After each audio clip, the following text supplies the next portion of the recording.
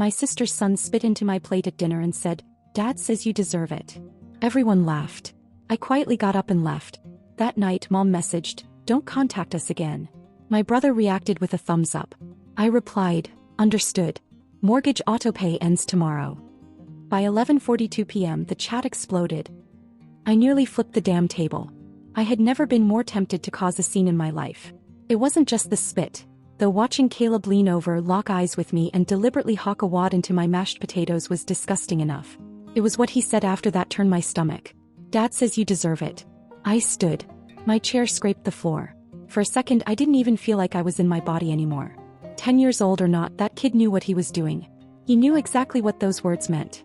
And the way he said it, proud, loud, as if it were some family joke I wasn't in on, made me want to say something that would have burned every bridge in that room to ash. But I didn't. I sat back down. Fully. My hands were shaking. Not because I was afraid, because I was furious. Jenna looked up just long enough to smirk at me before going back to scrolling through her phone. Alex was still chewing, clearly unbothered. My mom across the table didn't even blink. She cut her meatloaf like nothing had happened, like spit on a plate was just another Tuesday. Then Jenna laughed. Loudly. Caleb followed, laughing like it was the funniest thing he'd ever seen. Alex wiped his mouth and muttered something about classic Caleb. My mother's lips curled just slightly into a smile. No one said it was wrong. No one asked me if I was okay. I realized in that moment that I wasn't angry at Caleb. Not really. I was angry at them for creating him, for shaping him into a mirror of themselves, and for expecting me to keep showing up like none of this ever happened. Like I was the idiot for staying quiet while they treated me like a walking ATM with a side of emotional target practice. I stood again, this time calmly. I picked up my purse, left my shoes by the door, walked out without a word, got into my car and drove back to my apartment barefoot. When I got home I didn't cry. I didn't call anyone. I just turned on the kettle and sat there, quiet, processing. Then I opened my laptop and went into my banking dashboard. My name was tied to Mom's mortgage account. I had been covering the shortfalls for the last year and a half, quietly, automatically, every month. Jenna always assumed I was doing fine, and guilted me into paying for things she couldn't afford right now. Alex had borrowed money I knew I'd never see again. And somehow, even though they had more support, more praise, and more love growing up, I was the one expected to sacrifice. At 9:12 p.m. my phone buzzed. "Mom, don't contact us again." No explanation. No context. Just that. I stared at the message for a full minute. Then I typed back, "Understood. Mortgage autopay ends tomorrow." I watched the chat go quiet. Then at 11:42 p.m. it exploded. First it was Jenna. "What are you talking about?" Then Alex. "You're joking, right?" Then Mom. "Don't be petty, Sarah." Then another message from her. "You're being dramatic." Then Jenna again. "You're seriously going to screw over your own mother?" Then Caleb sent a laughing emoji. Then a crying one. Then a thumbs down. And then Alex again. Thumbs up. I didn't reply. I turned off my phone and went to bed. At 7:03 the next morning, there was a knock at my door. It was Danielle, my cousin. She was holding coffee in one hand and a bag of everything bagels in the other. She didn't wait for an invitation. She walked in, dropped the bagels on my counter and smiled. "Took you long enough," she said. I didn't say anything. I just poured 2 mugs of coffee and sat down across from her. Because she was right. I should have done this years ago. Danielle didn't ask what happened when she walked in. She just handed me coffee and said, "Took you long enough." We sat at my kitchen table while the bagels cooled between us. For a while neither of us said much. Then she opened her laptop, looked at me and said, "Okay, time to clean house." She meant it literally and financially. While I tossed out the reminders of my family, the jacket Jenna left here 6 months ago, Caleb's broken Nintendo controller I was apparently supposed to fix, Danielle pulled up my bank accounts, loan records and the auto-pay list I hadn't touched in years. "You've been paying their bills like a full-time accountant," she said. "No wonder they treat you like an employee." There was more than I remembered. My name was still attached to Mom's cable plan, Jenna's dentist from 2 years ago, and even the family's Disney Plus account. I was still paying for the Netflix account that only Caleb used. Every single tie, cut. Jenna's car loan was trickier. I had co-signed years ago when she told me she needed help just for 6 months to get approved. She never refinanced. Never mentioned it again. I called the lender and filed a release request. It would take a few weeks, but it would be done. Danielle looked up at me. "You do realize how big this is, right?" I nodded, but I didn't really feel it yet. I just felt lighter. Not happy. Just not crushed. In the following days I started noticing how much more space I had in my life. Real space. I wasn't constantly checking my account. I wasn't getting passive-aggressive texts about money or errands or, "Can you take Caleb to his appointment next week?" I had silence. Cold, still, unfamiliar silence. And I liked it. I bought a new mattress. Got my hair cut. Signed up for a Thursday night pottery class with Danielle. It felt weird to do something just because I wanted to. But I was learning. The group chat stayed dead.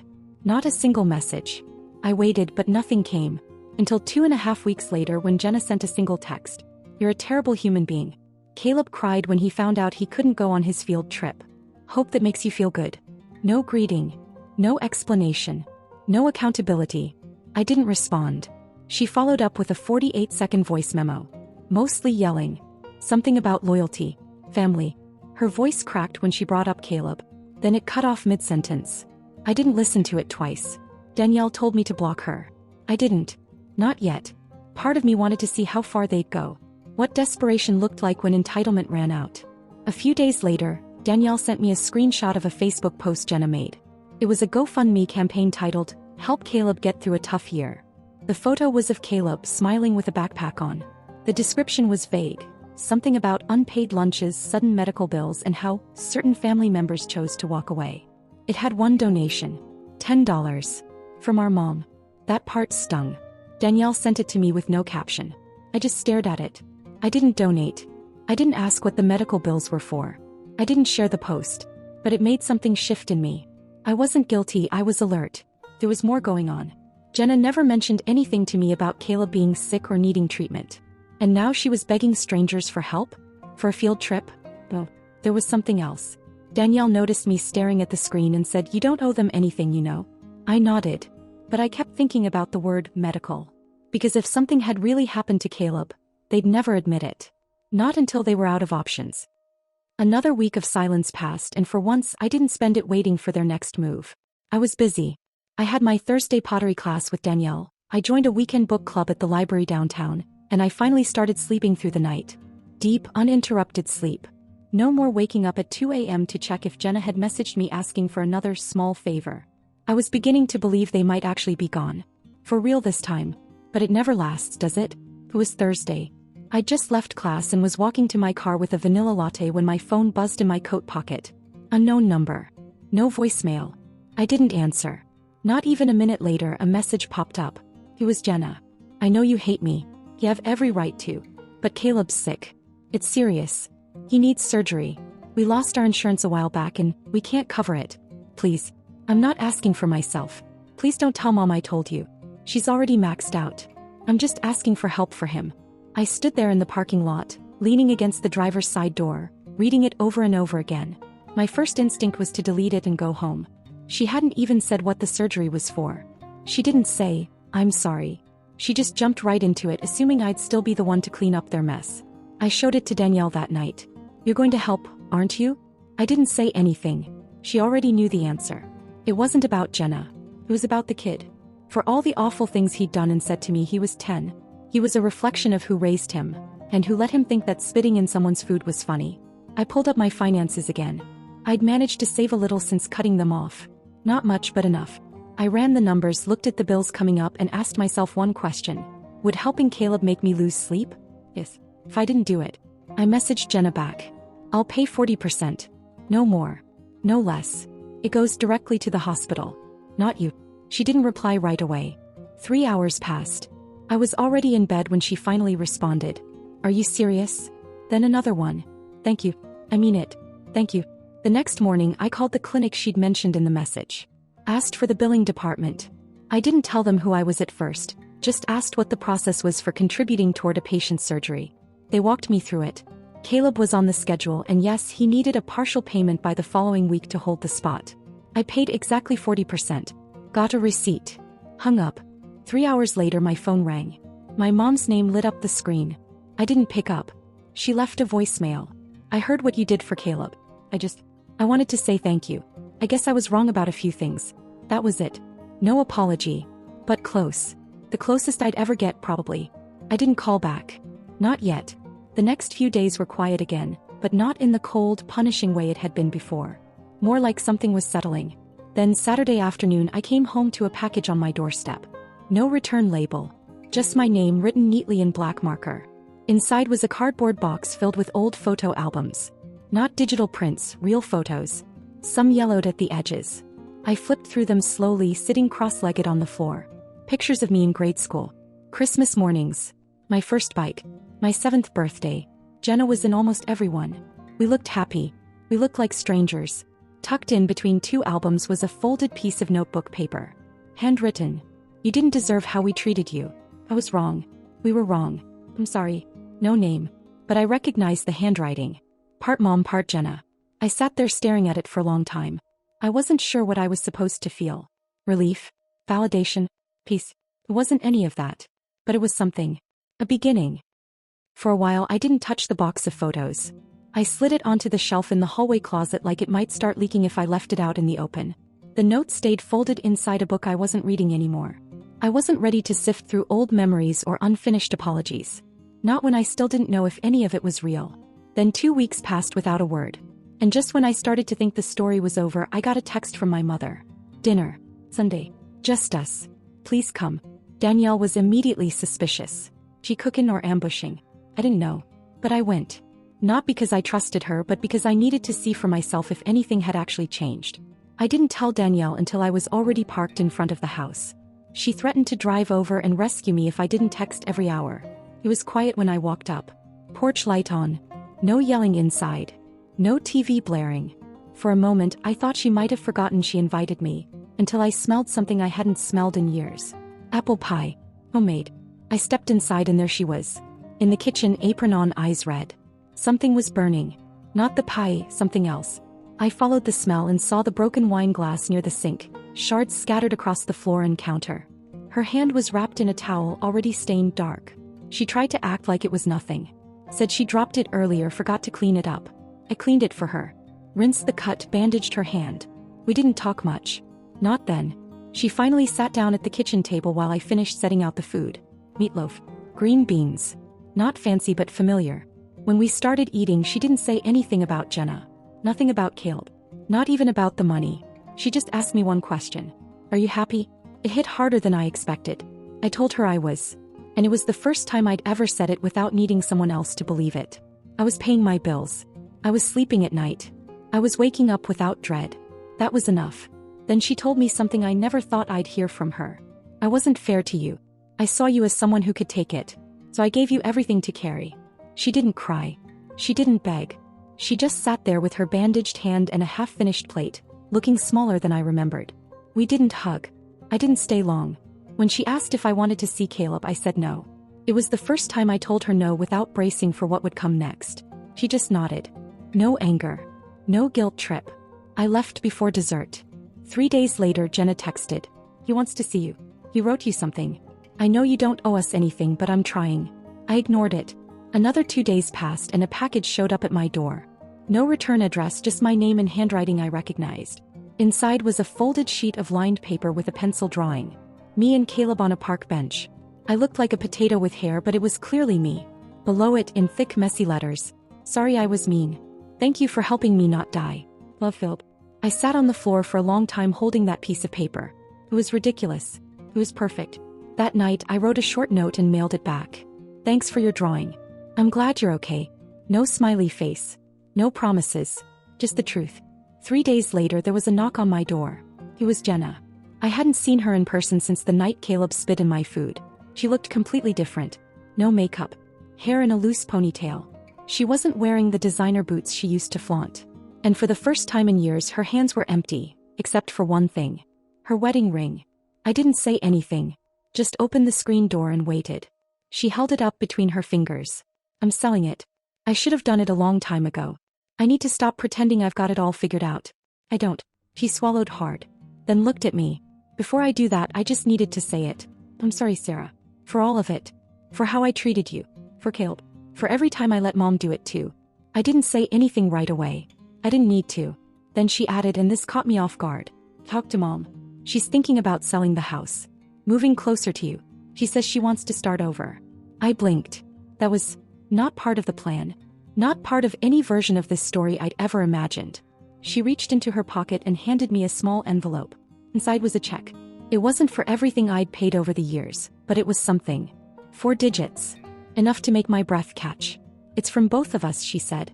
Then turned and walked back to the car where Caleb was sitting in the back seat watching me quietly. He waved. I waved back. I stood in the doorway long after they pulled away.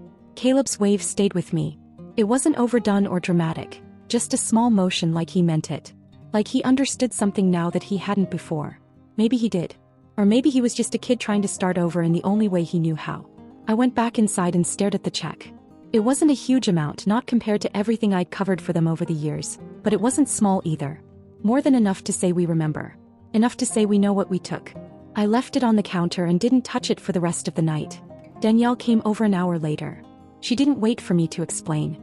Just dropped her keys in the bowl by the door, kicked off her shoes, and handed me a bottle of wine like we'd already started the conversation. You look like you just got proposed to by an ex, she said, opening the freezer. There's no frozen pizza? I laughed. It was the first time I'd laughed in days. We talked.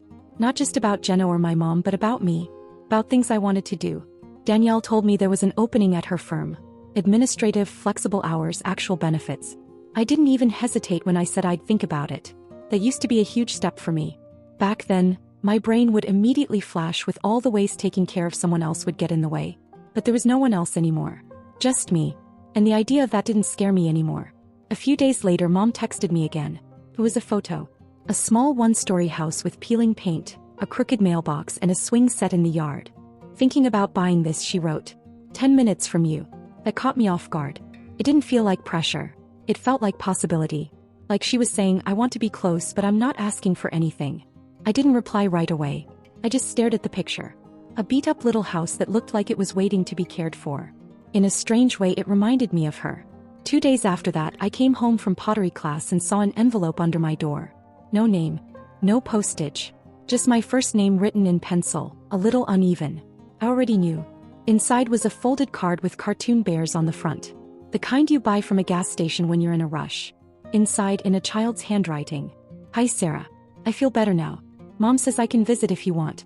I'm sorry for being mean. I hope you like your job and your new haircut. Love, Caleb. I froze.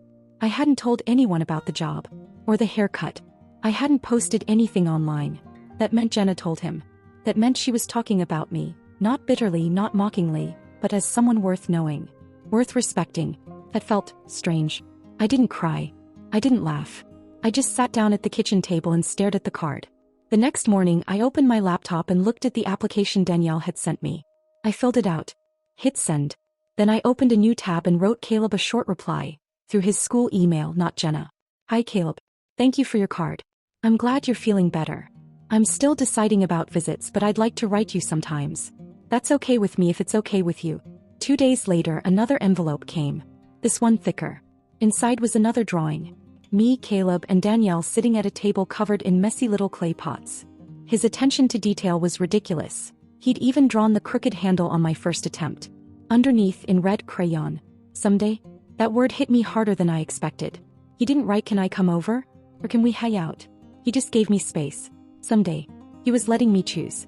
That night, I sat on the edge of my bed with the drawing in my lap, thinking about how long I had begged for space and how quickly they used to fill it back up with their emergencies. Their needs. Their chaos. And now, suddenly, it was all mine. I folded the drawing gently and slid it into the same book where I'd kept the first note from Mom. Then I picked up my phone and texted Danielle. Fall rolled in fast. The leaves outside my window shifted from green to amber almost overnight. It had been 3 months since Caleb's surgery, 2 since I took the job at Danielle's firm, and about 4 weeks since I last heard from Jenna. I thought the silence would be unnerving. But it wasn't. It was peace. Work wasn't glamorous, but it was stable. I had a routine now. Coffee from the same corner shop each morning, a desk near the window, and coworkers who didn't expect me to fix their lives. Danielle and I carpooled most days. She never said it, but I could tell she liked having me around. I liked it too. One quiet Thursday evening, my phone buzzed. It was Mom. She'd bought the house. The message was simple, I did it. Closing went through. I'll be moving in 2 weeks. You don't have to help, but I'd like to cook for you once I'm settled. I stared at the message for a long time. Then I replied, one dinner. That's all I'm agreeing to. A few days later, another letter arrived. This one wasn't from Caleb. It was from Jenna. Typed, signed. No drawings. No passive-aggressive swipes hidden between the lines. Just a full page of clarity. He talked about shame. About watching Caleb almost die and realizing the only person who stepped up wasn't her or Alex or even Mom, but me.